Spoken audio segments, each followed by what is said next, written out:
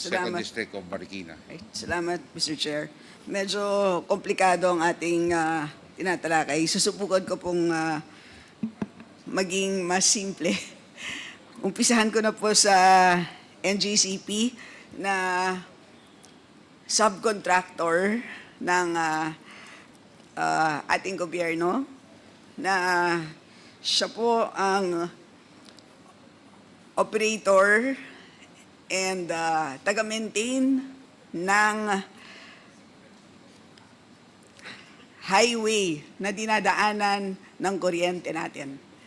Tama ba ang aking pag-describe ng NGCP USEC Sharon? Mr. Chair, yes, sir. As a transmission network provider, yun yung infrastructure, and then systems operator, yun yung parang conductor siya. Yes, tama. At ang highway na yan ay pagmamayari ng ating gobyerno through Transco. Yes, Mr. Chair. Yes. At ang NGCP ay subcontractor. In other words, meron siyang kontrata with our government. At ang tawag sa kontrata na yan ay concessionaire agreement. Kaya ang NGCP ay isang concessionaire. Yes, Mr. Chair. At nagbabayad ng concession fee sa gobyerno. Yes, Mr. Chair. Okay.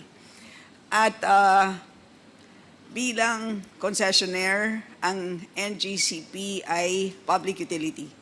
Tama ba yun? Yes, Mr. Chair. Okay. At sa ilalim ng Public Service Act as amended, alam kong alam na alam mo to, Yusek Sharon, dahil ikaw ang nag-defend ng batas na to.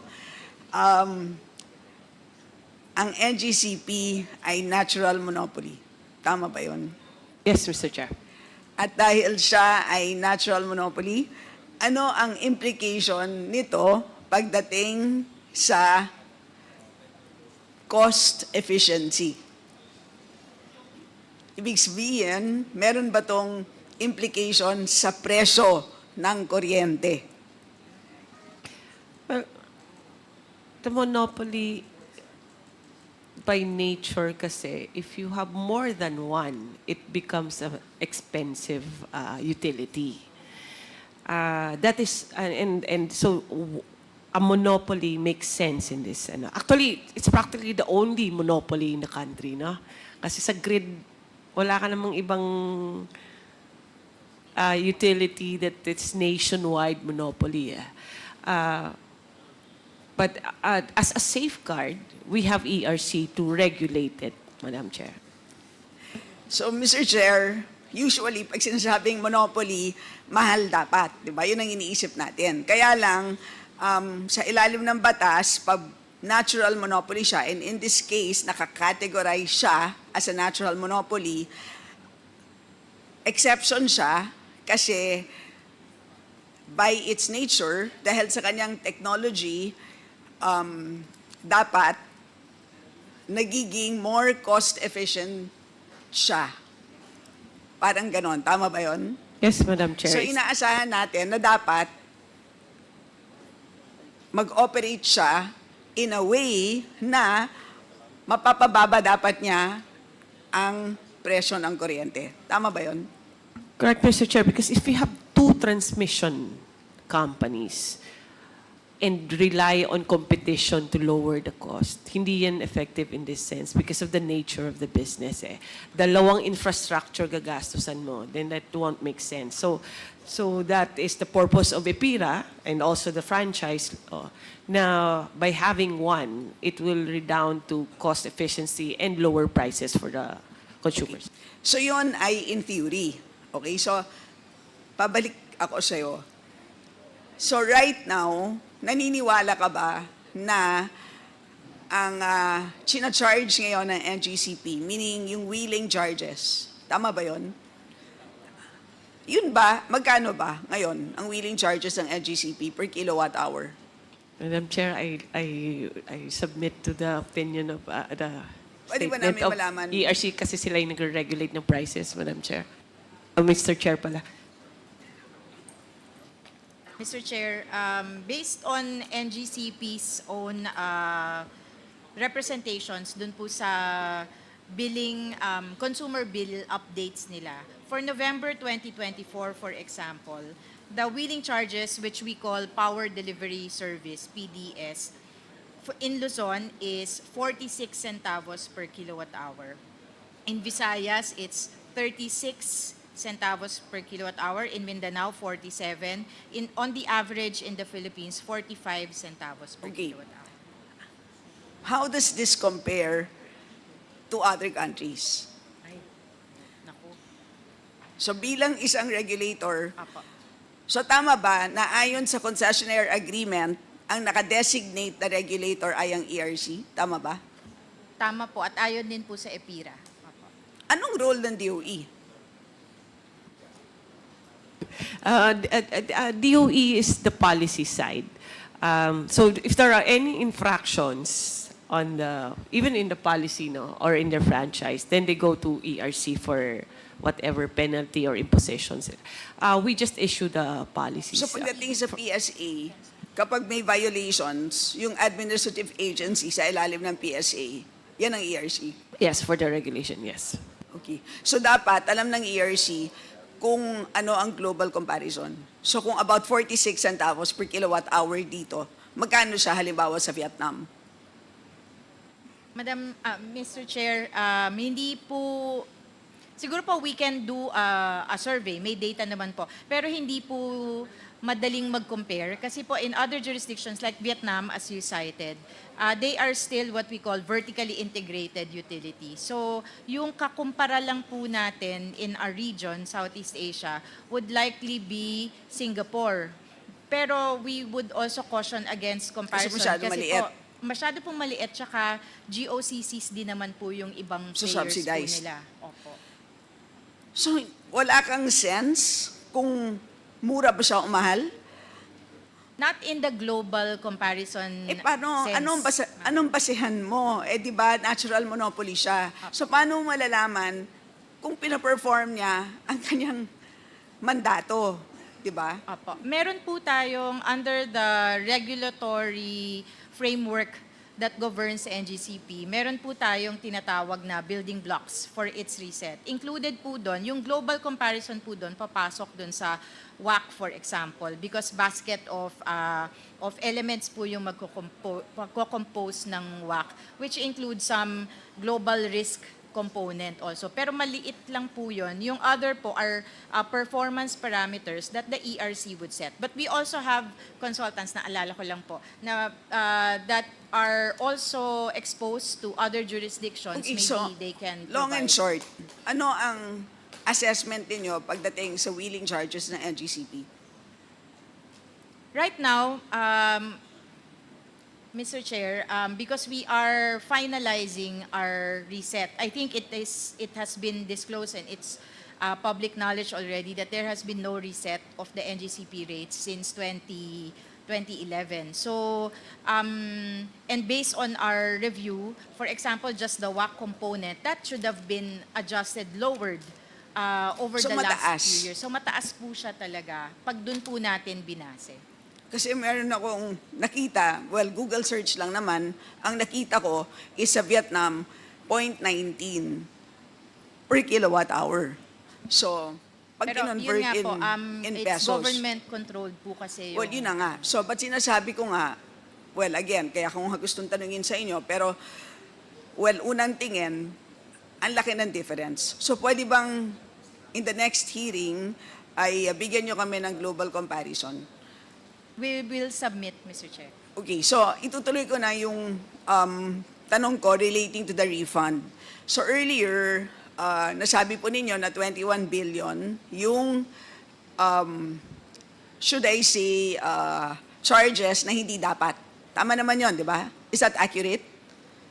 From On the- 2016 to 2022. That's the franchise tax. Ito po Mr. yung Chair. 3% Opo, tama po. franchise tax na pinasa sa consumers na sa tingin ninyo hindi dapat. Tama po, Mr. Chair. Okay, so anong status nun? May pag-asa po ba na i-refund yan? Based on the hearing in the other committee, Mr. Chair, we've commenced the review, revisiting of that possibility to refund. We hope to complete it within the month para po makapag-report po kami sa committee ulit ng action ng komisyon. So earlier, tinanong kita, Chair, kung bakit hindi nyo po alam kung magkano dapat yung from 2011 to 2015.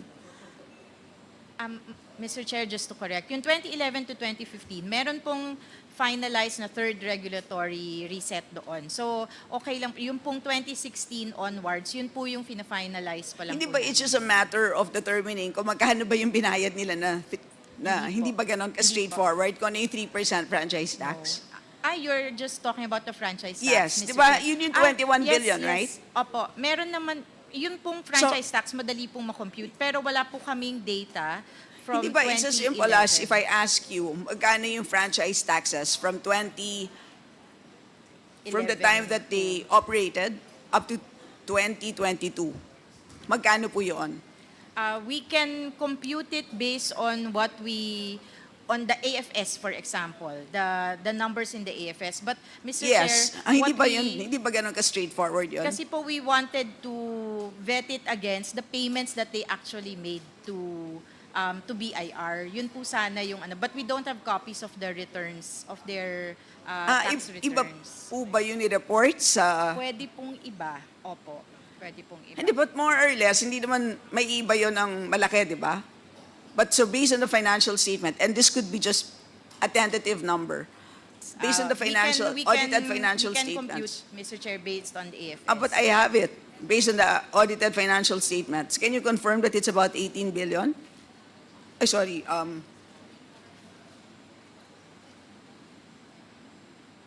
would you have it with you, yung total franchise taxes?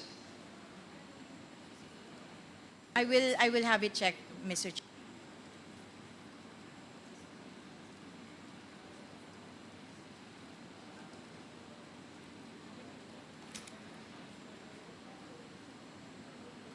Okay. Mr. Chair, just rough calculation from our end, from 2011 to November 2023, that would average, no, even 2022 po, i-cut off natin, that would average about 1.3 million pesos annually.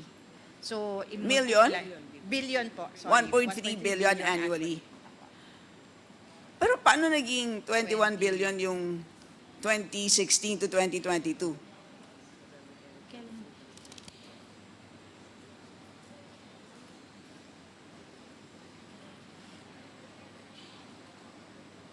Checking now, Mr.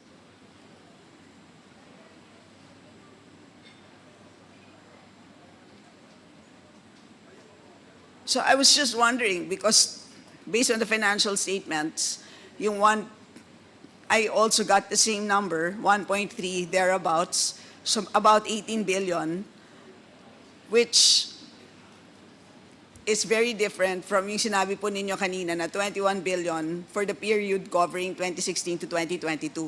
So malaki po yung disparity. Opo, mga 3B. I'm trying to... Yes, it's about 3.5 Opo. billion per year Yes. for the period 2016 to 2022. Trying to reconcile that, Mr. Chair. But of because course, mas from gusto the namin yung total- 3.5. Apo. Checking po kung how we reconcile. But from the initial numbers based on average, mga 18 nga po. Sige po, but when you come back sa next hearing, so can you just give us a more, yes, and for the entire period, Yes, we will do that, Mr. Chair. okay. My next question is, bakit po, dun sa nung tinignan po namin ang financial statements, why is there a line for other taxes? Hindi po ba maliwanag naman po sa franchise agreement na nagbabayad lang dapat ang NGCP ng 3% franchise tax in lieu of all other taxes? So bakit po may about Mr. Chair, bakit may fees of about 7 billion? Mr. Chair, there are instances based on our review, but maybe NGCP can provide more details. But based on our review in the reset that we conducted, there were some LGUs that were imposing RPT, real property taxes and local taxes on NGCP. NGCP would pay under protest, but there were collections made. So NGCP would reflect it in their AFS. But from our reset, it's unanimous naman po yung commission dito. We did not allow it. We did not allow it to be passed on to the consumers But because that was only beginning 2023. yun pong reset namin 2016 po, yung kinocover So prior namin. to that, may determination na po ba kayo that that was passed on to the consumers?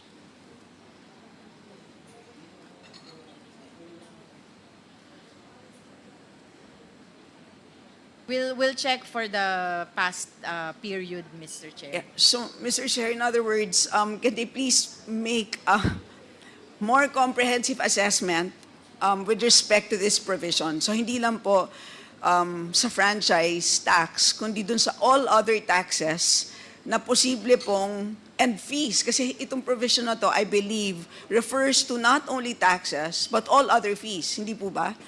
So, lahat po ng pinasa ng NGCP sa consumer na hindi dapat pinasa sa consumer, kung pwede po sanang matignan at kung paano natin ma-refund sa consumer, not necessarily in a form of rebate, but in a form of,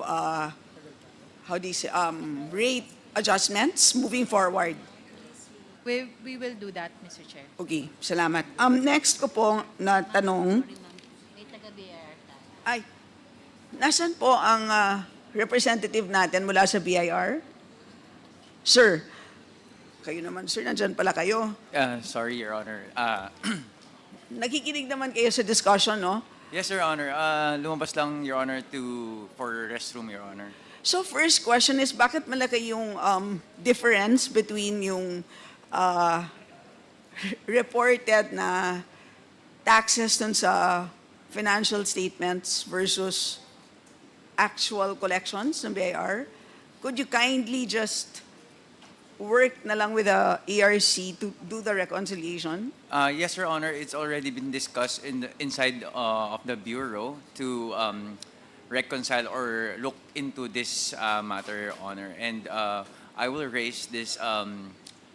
I will raise the request to work with the ERC, Your Honor, with our principals, Your Honor. All right. Okay, Thank you, salamat. Okay. So my next question, Mr. Chair, is with respect to Section 7. This is on cross-ownership.